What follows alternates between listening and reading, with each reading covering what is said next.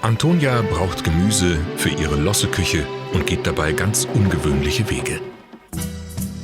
Für mich ist die Losse-Küche vor allem, also auf der persönlichen Ebene, erstmal die Möglichkeit, ein Experiment zu wagen, anders zu wirtschaften. Anders zu wirtschaften im Sinne von Menschen einzubinden, diesen Betrieb mitzugestalten.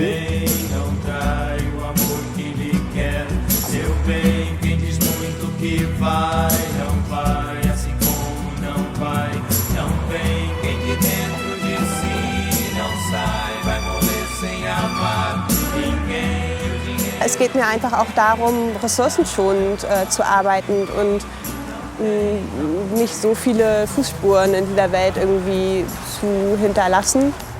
Heute Morgen holt sie Gemüse für ihre Aufstriche vom Acker eines Gemüsebaukollektivs in Niederkaufungen. So viel wie möglich verwerten. Das ist Antonias Ansatz. Soll ich die Möhren schon einfach von hinten holen oder wollen wir die zusammen gleich holen? Weggeworfen wird schon viel zu viel. In Deutschland über 12 Millionen Tonnen Lebensmittel im Jahr. Ja. Cool. Die Losse-Küche verarbeitet Gemüseüberschüsse aus der Region, die nicht mehr auf dem Markt verkauft werden können, weil sie eine bestimmte Norm nicht entsprechen. Dieses Gemüse hole ich ja nicht aus der Tonne, sondern hole es vom Acker runter und da könnte es ja auch bleiben und zu Kompost werden und zu Humus werden. Ich gebe dem Gemüse irgendwie noch eine andere wieder einen Wert oder eine Wertschätzung und mache daraus ein Produkt, was mehr Wertschöpfung ist vielleicht. Und eine Achtsamkeit den Lebensmitteln gegenüber. Das sind alles die Möhren, die ich mitnehmen darf? Nein, okay. Okay, cool. Alles, was jetzt zu klein ist oder noch so ganz grün, das wird einfach nicht mehr reif werden und das würde im Keller nur verschimmeln. Und das ist gut, dass Antonia dann daraus Chutney macht. Die sind ja so aufgeplatzt hier und die würde kein Mensch mehr im Laden kaufen. Es ist trotzdem aufwendig, die dann noch zu verarbeiten. Deswegen würden ja auch Großküchen die nicht nehmen. Einfach zu ökonomisch macht das dann nicht mehr so viel Sinn. Antonia kriegt so eine Kiste und was kriegt ihr dann zurück von hier? Das entscheidet Antonia, wie viel sie davon uns geben will. Am Anfang haben wir das so gemacht, dass ihr eine Rechnung geschrieben habt und ich habe euch Geld dafür gegeben und das war auch fair bezahlt so. Und dann irgendwann hatten wir überlegt, dass es ja total viel Aufwand ist irgendwie. Also ich gebe immer je nach Kilo euch so Aufstriche zurück, so dass das wirklich wie die Rechnung auch sozusagen wäre.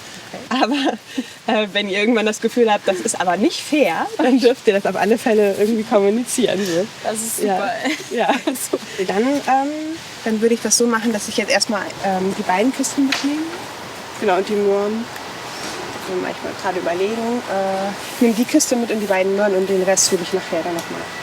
Ja. Weil mein Anhänger ist ein bisschen kleiner als euer. Ja, so ein Lastenrad ist natürlich voll der Luxus hier mit Spurwechsel. Das wäre echt toll, ja. Genau. Okay, cool, dann. Weil ich ja jetzt auch nicht mit einem E-Fahrrad fahre, sondern mit einem ganz normalen Fahrrad, kann er natürlich nicht so viel Lasten tragen. Okay, dann ab ins Fahrrad damit. Ups.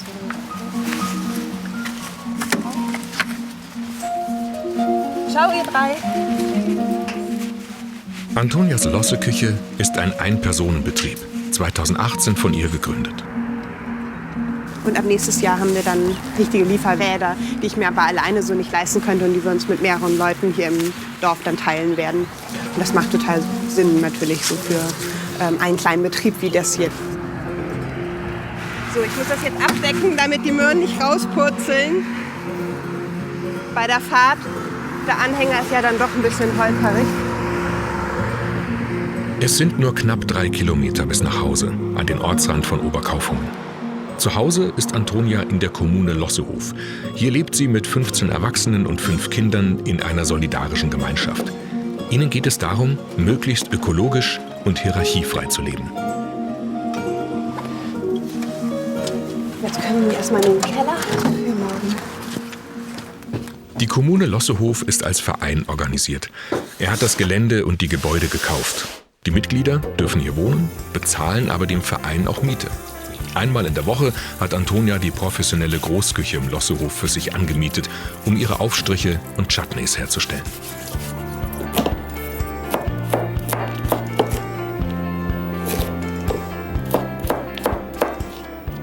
Was ist die Motivation, die bei dir dahinter steht? Warum machst du diese Arbeit? In meinem Elternhaus war das schon so, dass es eine Wertschätzung gegenüber Lebensmitteln gab.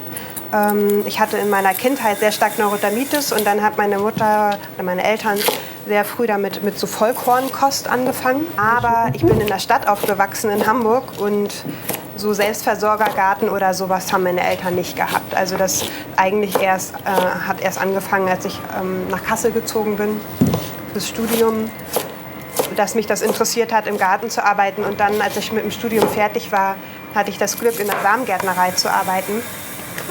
Und da habe ich eigentlich auch erst das wirklich begriffen, was das bedeutet, wie unglaublich viel Energie in solchen Lebensmitteln steckt. So eine Möhre braucht 2 Jahre, bis sie Saatgut macht. Und dann muss sie angebaut werden und bewässert werden vielleicht noch, wenn das Jahr schlecht war oder trocken war.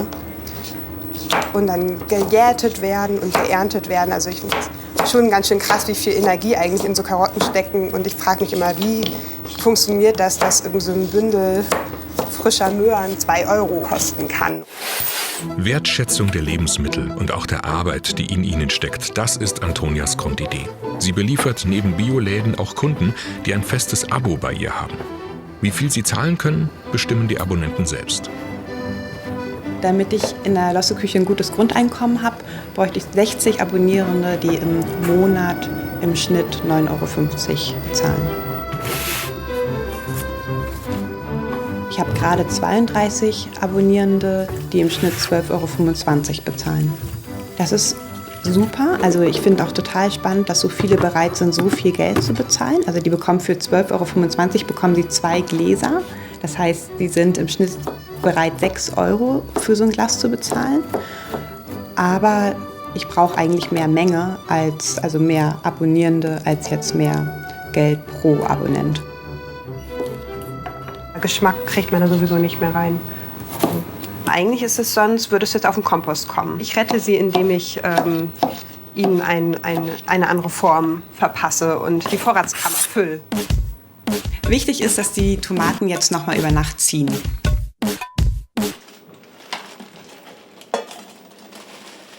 Heute Morgen machen wir einmal einen Möhre-Walnussaufstrich und aus den krummen Möhren, die wir gestern geputzt haben. Und dann machen wir einen grünen Tomaten-Chutney aus den grünen Tomaten, die wir bei der roten Rübe abgeholt haben.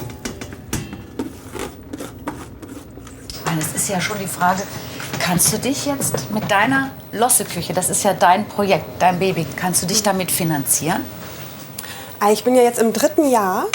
Und eigentlich sagt man, so Betriebe kann man erst so im 5. Jahr eigentlich beurteilen, ob sie was abwerfen oder ob sie ökonomisch sind oder nicht. Und ich kann mich jetzt in dem Sinne darin noch nicht richtig finanzieren, sondern mache vor allem dann irgendwie am Wochenende noch, dass ich für Seminare koche oder ich arbeite auch in der Museumslandschaft Hessen-Kassel teilweise, wo ich eine Führung gebe. Und ich habe auf dem Weihnachtsmarkt, da werde ich jetzt auch dieses Jahr arbeiten. Das heißt, ich habe schon irgendwie Jobs, die noch mal so mehr Geld dann reinbringen.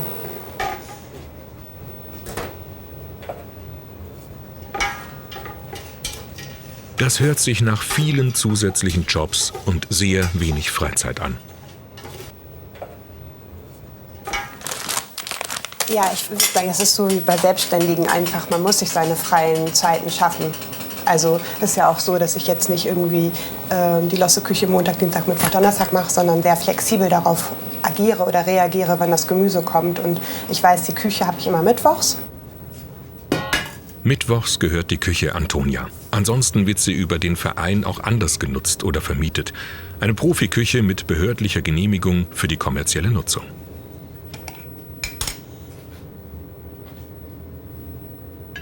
Also ich miete das vom Verein. Und genau, wir hatten aber als Verein der Verein hatte das Glück, die meisten Gerätschaften, was wir hier sehen, hier den Tisch und vor allem auch die Spülmaschine und den Gasherd von dem Tresor geschenkt zu kriegen. Das ist hier das Vor-Ort-Restaurant, was es gibt.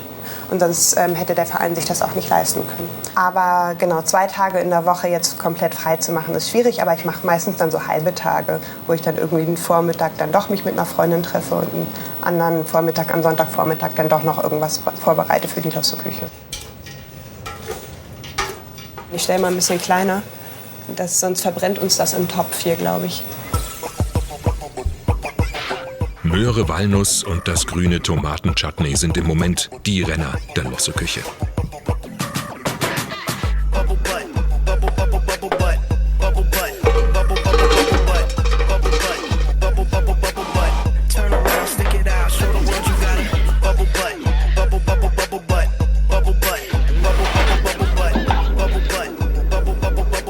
Ich habe den Mundschutz jetzt vor allem aufgesetzt, weil ich so dicht jetzt an dem Aufstrich dran bin. Und jetzt wird er ja nur noch einmal erhitzt. So werden Antonias Aufstriche haltbar gemacht. Beim Etikettieren macht sie einen Unterschied zwischen Gläsern für Abonnenten und Gemüselieferanten und denen, die im Laden verkauft werden sollen. Das ist ja schon ein bisschen eine Fummelarbeit, oder, Antonia? Wir haben hier 2 verschiedene Etikettenarten, die werden eben verkauft. Und hier habe ich die Schwarz-Weiß-Etiketten, die sehen einfach nicht so schick aus. Beim Spülen fällt das Etikett vom Glas wieder runter. Das heißt, ich kann das einfach nochmal benutzen, das Glas. Und das kann ich aber nicht im Laden hinstellen, da würden die Leute das nicht kaufen. Da würde man ja auf alle Fälle eher so auf das schwarze Etikett gehen, weil man denkt, oh, das sieht irgendwie fancy aus. Und ja, das sieht eher so nach Mama hat eingekocht oder so aus. Die Verpackung ist wichtig, auch für Bioprodukte. Antonia führt ihren kleinen Betrieb innerhalb der Kommune und holt sich hier am Wohnzimmertisch auch von anderen Mitgliedern Expertise. Am Anfang war meine Idee gewesen mit diesem Rot und dem Grün, dass der Kontrast einfach besser rauskommt. Aber ich finde die Farbe irgendwie, die ist so nichtssagend und irgendwie auch unappetitlich. Also Genau, deswegen habe ich jetzt so ein bisschen die Frage an dich, was du zu den anderen Farben sagst. Da würde ich eher ins Braunrote gehen, weil das hier assoziiere ich total mit Ketchup. Ja, okay. Das ist für mich nee, total Ketchup und es wirkt so ein bisschen absurd, ein rotes Etikett für grüne Tomatenketchup zu nehmen. Also es ist so ein... Da steht was anderes, als ich sehe. Hier läuft die Farbe auch ein bisschen rein. Das ist eine Schrifttype, die nicht darauf ausgelegt wurde, von verschiedenen Menschen gut gelesen werden zu können. Ganz abgesehen davon, dass es eine super kleine Schrift ist. Aber das ergibt sich einfach auch durch die Glas- und Etikettgröße. Das geht eigentlich nicht. Also ich kann nicht sagen, es ist mir egal, aber kauft meine Aufstriche. So, genau, und deswegen habe ich mir Tristan eben geholt, oder eingeladen, mit mir da mal rüber zu schauen. Und Tristan kann helfen, weil? Weil ich mich tatsächlich mit Schriften viel auseinandersetze. Also ich bin Künstlerin und aber auch Aktivistin, zum Beispiel für selbstbestimmte Familienplanung, mit so einem kleinen Schwerpunkt auf trans-, inter- und behinderte Menschen. Und wenn ich möchte, dass die Infos, die ich entwickle, zugänglich sind für die Leute, über die ich spreche, muss ich mich mit barrierefreier Gestaltung auseinandersetzen. Und da jetzt zu gucken, okay, welche Schrift könnten wir nehmen, statt dieser hier, die immer noch zum Logo passt, die zu Antonias Corporate Identity passt und die aber gleichzeitig sich so modifizieren lässt, dass sie auf den verschiedenen Etiketten möglichst gut lesbar ist. Tristan und ich, wir wohnen zusammen, also hier in der Gruppe. Und das, das ist eigentlich so voll der Vorteil, auch in so einer Gruppe zu leben, wo so unterschiedliches Wissen zusammengeführt wird. Also da kommen bei jetzt gerade 16 Personen wohnen einfach, kommt viel unterschiedliches Wissen zusammen in einen Pott und wir profitieren voneinander, was wir dann da reinbringen und rausziehen und uns austauschen können und lernen können voneinander. Und es gibt auch so eine große Übereinstimmung darin, dass wir uns alle gegenseitig fördern und dafür sorgen, dass alle irgendwie möglichst gute Chancen haben oder vor allem so arbeiten können, wie sie gerne arbeiten wollen. Das heißt, wir unterstützen einander auch in Selbstständigkeiten und so, um das zu ermöglichen für uns.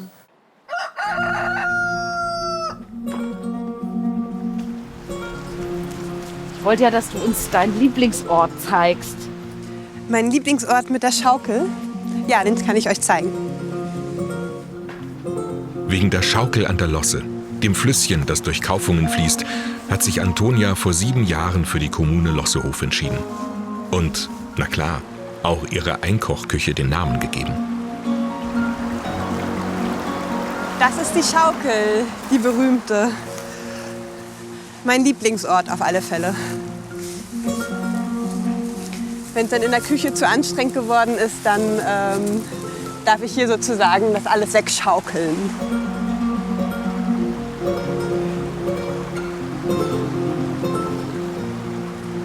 Dieses selbstbestimmte Arbeiten macht mich sehr glücklich. Also, dass ich selber entscheiden kann, wie ich arbeiten möchte, mit welchen Menschen ich arbeiten möchte, unter welchen Bedingungen ich arbeiten möchte.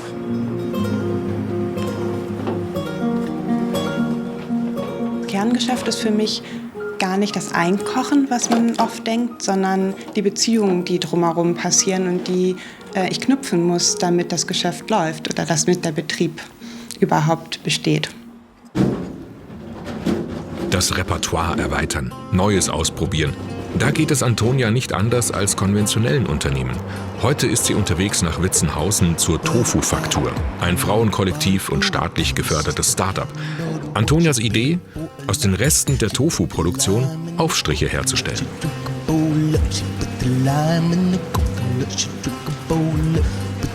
Hier in der Tofu-Faktur, es ist eine Beziehungskooperation, die ich auch habe. Was ich so fantastisch finde, ist, dass die Sojabohnen hier aus der Region beziehen und direkt hier jetzt verarbeiten. Okara ist dann das, was ich daraus mitnehmen kann. 15 Kilo Okara können Sie bei der Produktion mir abgeben. Okara ist der Sojaschrot, der übrig bleibt, der sonst weggeschmissen werden würde.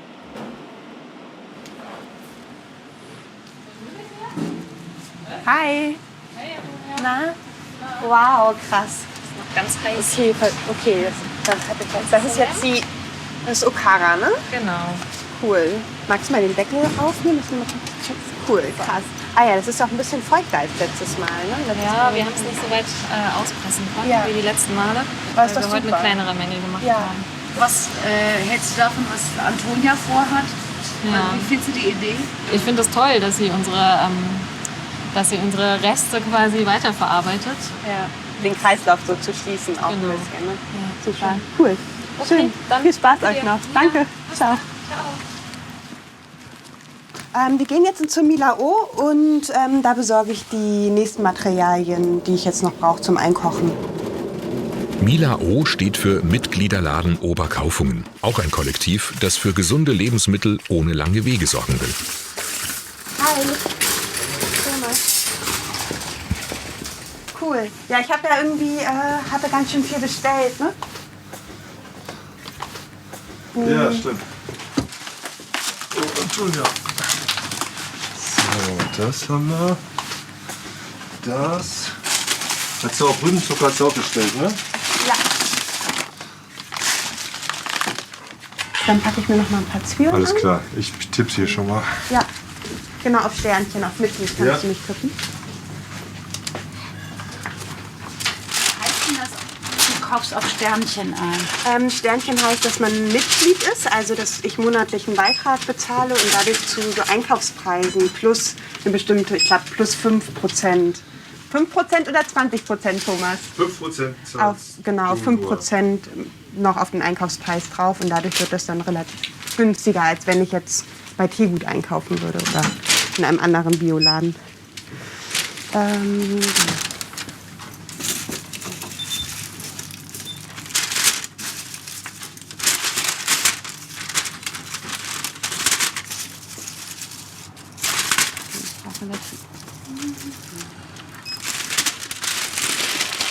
Ich muss mal ganz kurz überlegen, was ich noch brauche. Tomate, Essig, Senf habe ich noch zu Hause. Was waren Zwiebeln? Fehlt mir noch irgendwas? Nee. Und das ist alles Bio-Produkte. Genau, das ist alles Bio. Teilweise habe ich jetzt selber recherchiert im Internet, woher die Rosinen kommen. Das ist eben echt manchmal ein Problem bei zum Beispiel Sonnenblumenkernen. Gibt es einfach nicht in Deutschland auf dem freien Markt. Also Rapunzel schafft das irgendwie, da direkt zu verkaufen oder anzukaufen, aber genau, so kleine Produzierende wie ich kommen einfach nicht an Sonnenblumenkerne. Und da versuche ich schon, dass es irgendwie wenigstens aus Europa kommt und nicht aus China oder Kirgisistan. Ist was? Ja, ich würde wieder mit Karte zahlen. Ja, 67,33. Mila O. ist mehr als ein Bioladen. Wir wollen biologische, fair gehandelte Lebensmittel verkaufen, hier im Ort für die Leute zugänglich machen und wollen dadurch die Welt ein kleines bisschen besser machen. Und wir sind ein Mitgliederladen, das heißt, Leute werden Mitglied hier, zahlen einen Monatsbeitrag. Und dafür machen wir keinen Gewinn mehr an den Sachen, die wir verkaufen, sondern die Leute nehmen die zum geringen Aufschlag mit. Und wir haben dafür ein gesichertes Einkommen und müssen nicht so prekär arbeiten wie viele andere kleine Bioläden, die eigentlich rund um die Uhr am Existenzlimit knabbern. 58,7 bitte. Mal sehen, was sich jetzt aus dem Okara so machen lässt.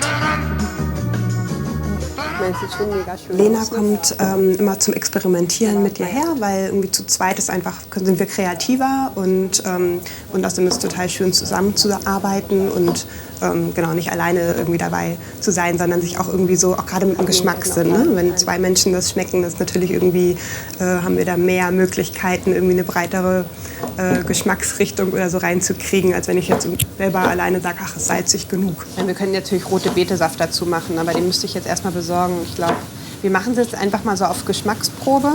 Und wenn wir das Gefühl haben, das ist lecker, dann machen wir einfach rot. Ich glaube, das ist jetzt sogar das 5. Mal, dass wir das machen mit dem Okara. Es gibt so ein paar die Aufstriche, die waren schon ganz okay und ganz lecker, aber irgendwie noch nicht so, dass wir das Gefühl hatten, oh ja, das kann man jetzt irgendwie verkaufen. Also eher, okay, das kann man verarbeiten und dann muss man es nicht wegschmeißen, aber das war irgendwie noch nicht so, dass ich das Gefühl hatte, so ja, voll lecker. Wir hatten letztes Mal das Gefühl, dass es ein bisschen zu trocken war und dann so bröselig auf dem Brot. Und dieses Mal wollen wir das ein bisschen streichfähiger haben und haben uns jetzt überlegt, dass wir mehr Öl und Zitronensaft eben dann nehmen. Genau. Heute experimentieren die beiden mit 4 verschiedenen Aufstrichvarianten. Karotte, Sellerie, rote Beete und Senf, Apfel, Zwiebel und Petersilie mit Zitronensaft. Okara selbst ist ähnlich wie Tofu praktisch geschmacksneutral. Also es schmeckt nach nichts.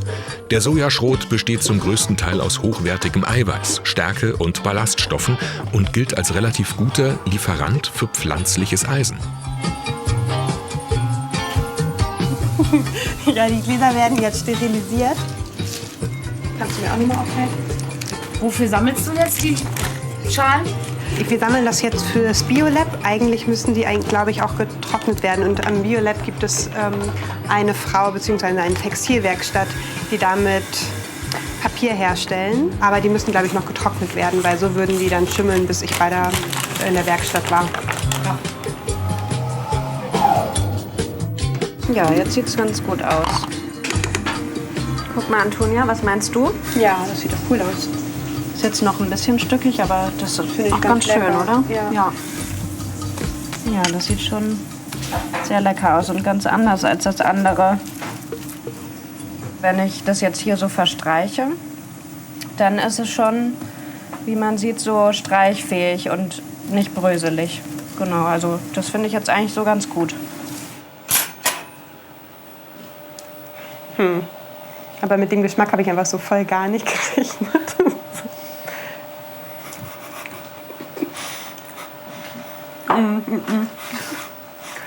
Oh, das ist ein bisschen komisch. Also ich finde es jetzt nicht so schlecht.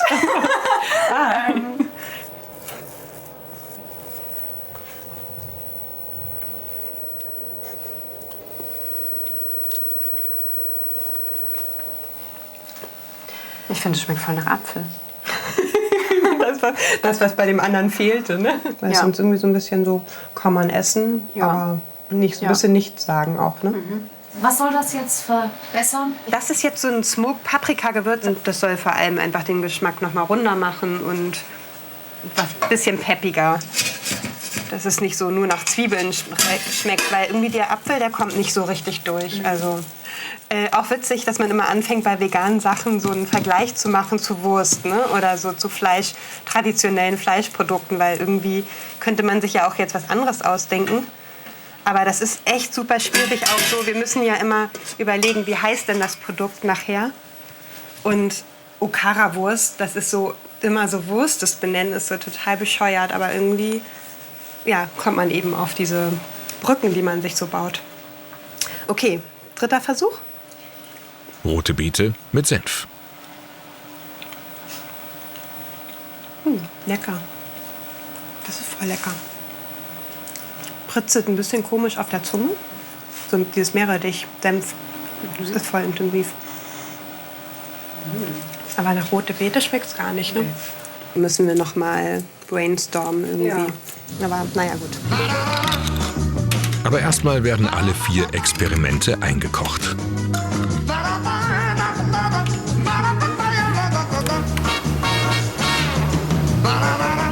Durch das Erhitzen werden die Aufstriche nicht nur haltbar gemacht, auch der Geschmack verändert sich dadurch nochmal.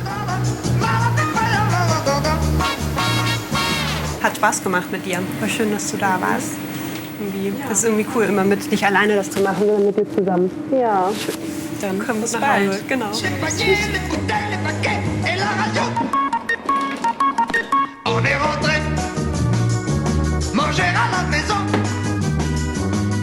So, Kara ist jetzt hier eingekocht und jetzt lassen wir das für 3 Wochen stehen, damit das auch durchziehen kann.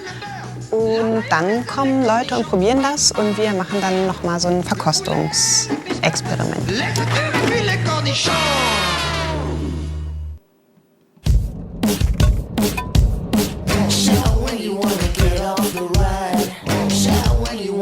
Kassel, Kunsthochschule. Hier hat Antonia studiert. Treffen mit Nadja Porsch von der Textilwerkstatt. Antonia und sie wollen mit den Abfällen aus der Losseküche experimentieren. Hallo. Geht da noch was? Lassen die sich vielleicht sogar upcyclen? Hi. Na? Ich habe hier ganz viele Sachen mitgebracht. Das ist schön zu sehen. Ja, zeig doch mal. Genau, ich zeige dir das jetzt einfach mal. 2007 bin ich hier nach Kassel gezogen und habe hier Kunstwissenschaften und Philosophie studiert. Habe da eigentlich schon auch Vernetzung hat stattgefunden und ich habe über den Tellerrand der Theorie sozusagen geguckt.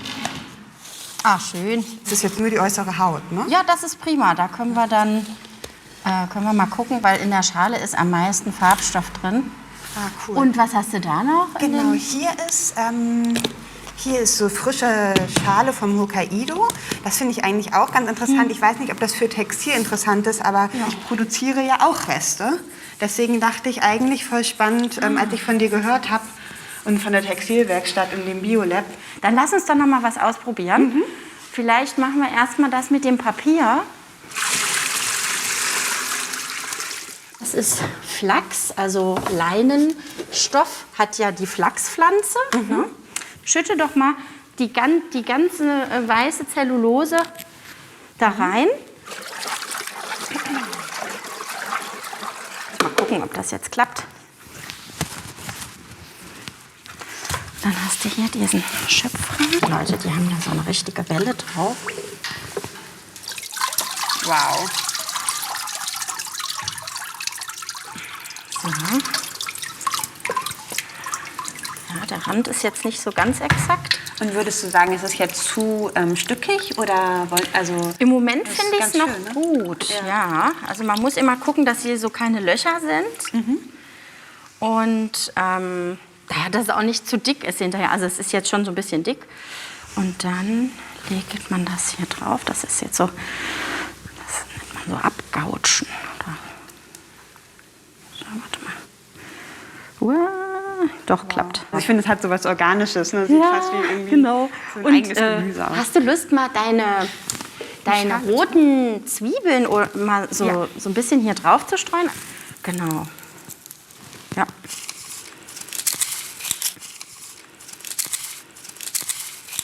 Ich versuche mal gerade, ob das hier am Fenster überhaupt hält. Vielleicht kannst du mir mal mithelfen. Ja, warte, ich gehe mal da. So. Denn das sind ja jetzt so lose Fasern. Die kleben das jetzt mal hier so dran. Das ist ja ein total tolles Material. So, und dann können wir das morgen hier vom Fenster abnehmen. Das ist ja total schön, wenn das Licht da so durchfällt. Ne? Ja, genau. Struktur. So. Gut. Okay. Und das könnte ich jetzt sozusagen auch mit Möhre machen. Antonias Schalenreste eignen sich sogar noch zum Färben. Guck mal. So, genau, guck mal, du kannst mal hier in dem einen Töpfchen hier vorne haben wir jetzt rote Beete zweimal. Das ist Seide gebeizt und das ist auch die gebeizte Seide. Und das sieht jetzt aus wie rote Betesaft. Also da habe ich einfach, wenn du deine rote Beete-Reste hast, dann kann man die so einen Tag so ein bisschen köcheln. Du, das ist gut. Weißt du was? Wir nehmen das mal raus und waschen das am Waschbecken. Dann hängen wir das auf die Leine. So. Aber das ist ja schon mal, guck mal, das ist schon... Das ist hübsch, das hat so ein bisschen was Wolkenmäßiges auch. Ja, Ne? guck, und ich habe jetzt Seide ohne Essig und du hast Seide mit Essig. Da sieht man mal, was passiert, wenn wir diese eiweißbasierte Faser haben, dass die den Essig braucht. Auf jeden Fall ist so vom Gefühl, dass das mit Möhre gefärbt ist oder mit rote Beete, ist schon mal ein positives Gefühl, nicht mit irgendwelchen Azofarbstoffen. Wunderbar. Antonia passt natürlich von ihrem Mindset auch total in das Thema rein. Es ist halt Kreislaufwirtschaft, dass man was vom Feld nimmt und verarbeitet und man hat eigene Abfälle und man führt die dann zurück. Und auch dieses Thema, was verarbeite ich wann, also hier und jetzt. Wir sind in Deutschland, die Möhre kann hier wachsen. Da sind wir auch total zusammen, weil ich bin auch mal auf der Suche nach den Rohstoffen, die in Deutschland anfallen, abfallen, wachsen können, dass wir dann in Zukunft auch die Wege kurz halten. Ne? Und auch das Thema, dass man in das Machen kommt.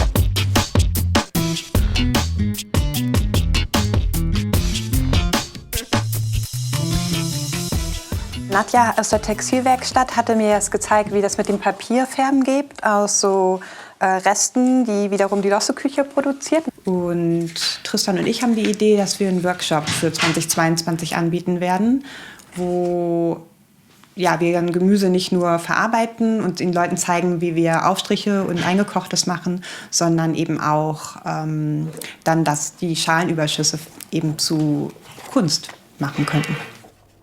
Und das könnte eine weitere Einnahmequelle für die Losse-Küche sein.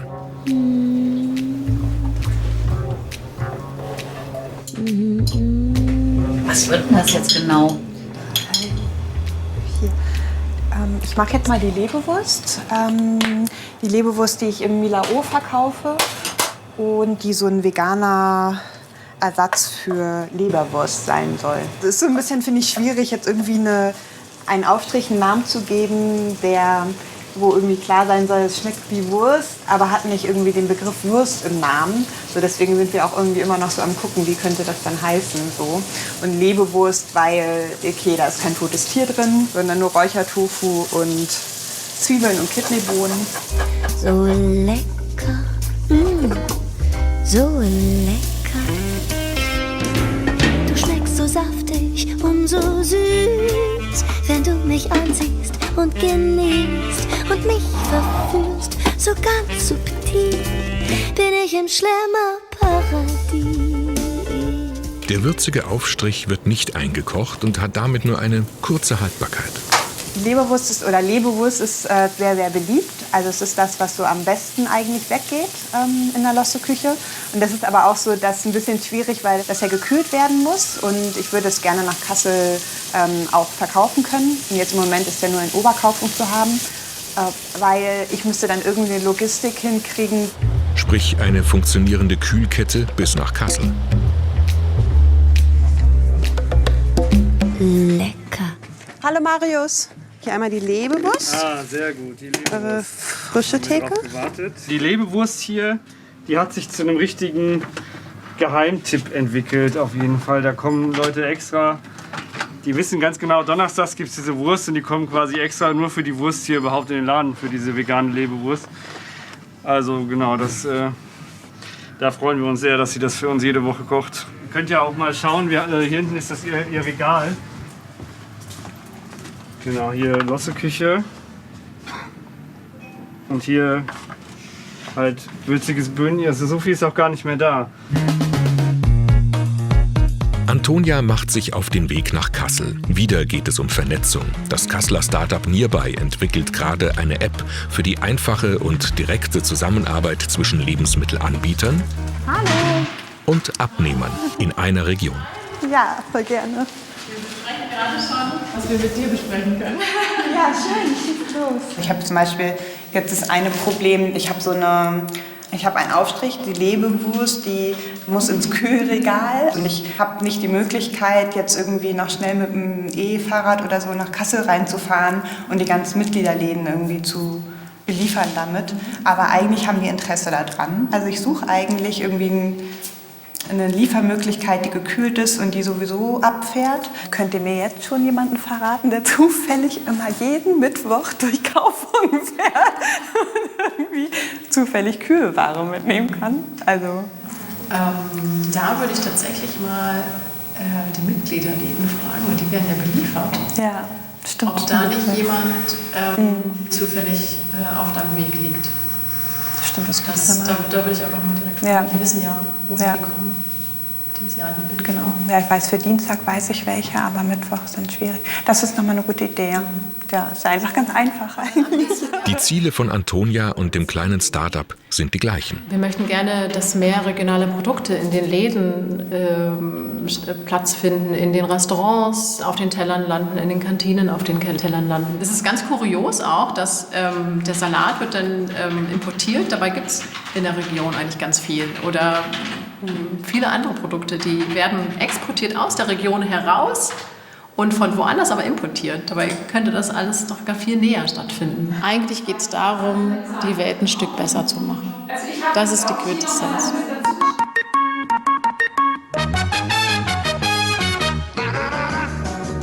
Drei Wochen hat der Okara-Aufstrich geruht.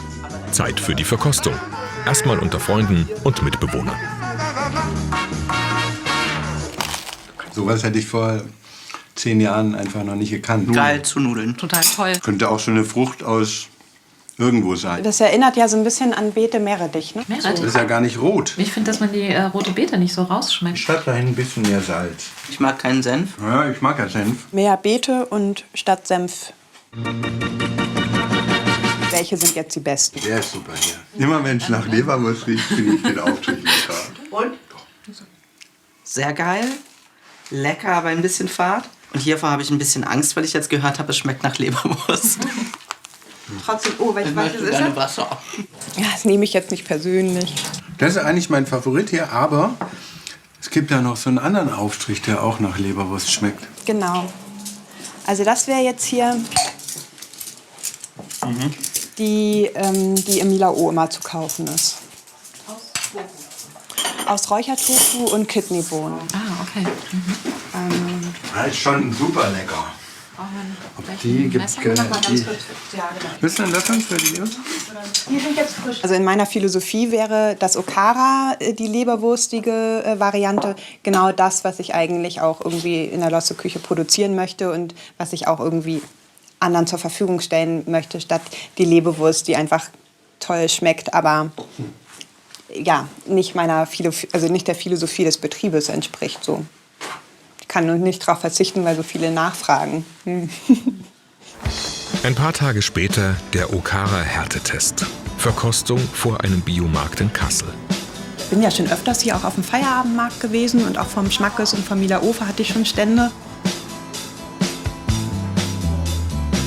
Ich bin erstmal nicht die Verkäuferin, aber es ist auch einfach für die Stunden, die ich da stand, überhaupt nicht ökonomisch. Hast du Lust, neue Okara-Aufstriche zu probieren? Okay. Für mich ist Markt nicht meins. So. Wobei es natürlich total schön ist, mit Leuten in Kontakt zu kommen und mitzubekommen, dass sie wissen, okay, was ist das für ein Laden, der da verkauft. Den zweiten daneben. Das ist Apfelzwiebel. Rein, total gut. Nee, ich glaube, das ist, ja. Man kann es essen, ne? Okay. Für mich passt es. Ich mag es halt auch gerne eher ungesalzen. Ich glaube, ich würde dann tatsächlich lieber so ein richtiges Zwiebelschmalz, Apfelzwiebelschmalz kaufen. Da muss noch dran gearbeitet werden. Ideal würde ich jetzt nicht sagen. Ja. Aber es schmeckt auf jeden Fall gut. Okay. Ja, man kann es essen, ne? Ja. Knoblauch oder Sojasauce. Also bei den Okaras fand ich ja total spannend, dass wir draußen diese Probieraktion hatten und wir hatten drinnen die Probieraktion. Und draußen hat ja überhaupt nicht funktioniert, weil es einfach viel zu kalt war. Aber die haben ja nach gar nichts geschmeckt. Deswegen würde ich sagen, was die Leute da gesagt haben, ist, kann ich total aus meinem Hirn streichen, so, sondern ich nehme einfach nur das, was Tristan, Mema und Steffen gesagt haben. Und ich fand eigentlich am aussagekräftigsten, dass den meisten dieses Zitronen-Petersilie sehr lecker, also am meisten geschmeckt hat. Und das mit dem Apfel-Zwiebel. Ich habe jetzt Gläser, die wir produziert haben, zur Seite gestellt und schaue, wie lange es haltbar ist, um es dann auf den Markt bringen zu können. Auch wenn Antonia Arbeiten von Wohnen und Freizeit nicht immer trennt, Abstand braucht sie auch mal. Ich finde die Frage total schwierig zu beantworten, was mein Hobby ist, so, weil eigentlich das, was ich mache, habe ich ja vorher als Hobby gemacht und dann habe ich daraus einen Betrieb gemacht. So. Ich glaube, ich mochte es auch immer schon, Moos mir anzuschauen und die verschiedenen Schattierungen und Farben und Formen vor allem. Also eigentlich ist es ja wie so ein Eintauchen in ein anderes Universum oder so einen anderen Wald. Ne? Also sieht ja manchmal auch aus wie so ein kleiner Dschungel, den man da vor sich hat. So. Ja, das mag ich total gerne. Also das mache ich das, was ich so mache, wenn ich nicht etwas mache, was Sinn haben muss. So. Du musst dich irgendwie hinhocken, du musst die Perspektive ändern. Das ist ja ein bisschen deine Lieblingsecke hier im Wald.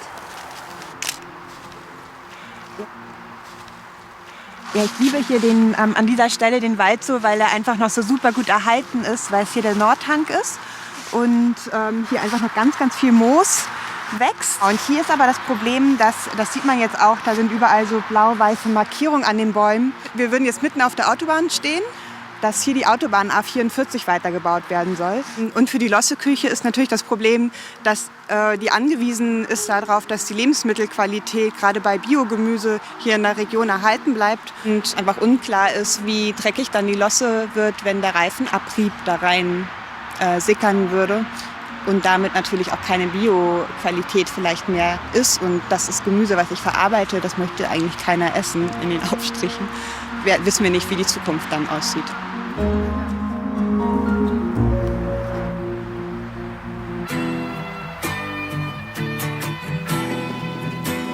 Noch immer ist Antonia mit dem alten Rad und vor allem mit dem holprigen Anhänger unterwegs.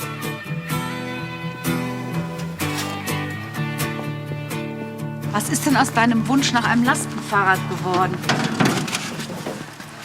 Ja, ich bin ja jetzt hier immer noch mit einem normalen Rad unterwegs und auch mit einem normalen Fahrradanhänger, weil das mit dem Lastenrad noch nicht geklappt hat. Das Problem ist, dass wegen Corona einfach die Lieferbedingungen gerade für Fahrräder und gerade für Lastenfahrräder mit E-Antrieb so kompliziert und schwierig sind, dass ich wahrscheinlich frühestens erst im Sommer 2022 dann ein Lastenrad bekommen wird. Bis dahin muss ich mich dann mit diesem Fahrrad noch begnügen. Ein Lastenfahrrad mit E-Antrieb würde auf alle Fälle jetzt die Logistik hier ganz schön erleichtern. Ich muss auf alle Fälle noch ein bisschen strampeln, bevor es mir dann das erleichtert. Strampeln in doppelter Hinsicht. Denn noch immer kann sie nicht von ihren Produkten aus krummen Karotten oder grünen Tomaten leben. Ich bin total neugierig, was 2022 und die Losse-Küche, wie es da weitergeht. Ich habe schon so die Idee, dass ich das 5 Jahre ausprobiere, die Losse-Küche. Und wenn das nicht klappt, wenn das nicht wirtschaftlich ist, wenn das nicht ein Projekt ist, was funktioniert, habe ich auch kein Problem damit, so einen 9-to-5-Job zu machen. Es hat einfach was damit zu tun, ob ich das, was ich mache, inhaltlich spannend finde und das Gefühl habe, okay, das kann ich politisch auch für mich vertreten. Wenn ich dann mal grau und 80 und verschrumpelt bin, dann möchte ich schon gerne auf mein Leben zurückblicken und das Gefühl haben, das, was ich getan habe, hat irgendwie Mehrwert für andere gehabt.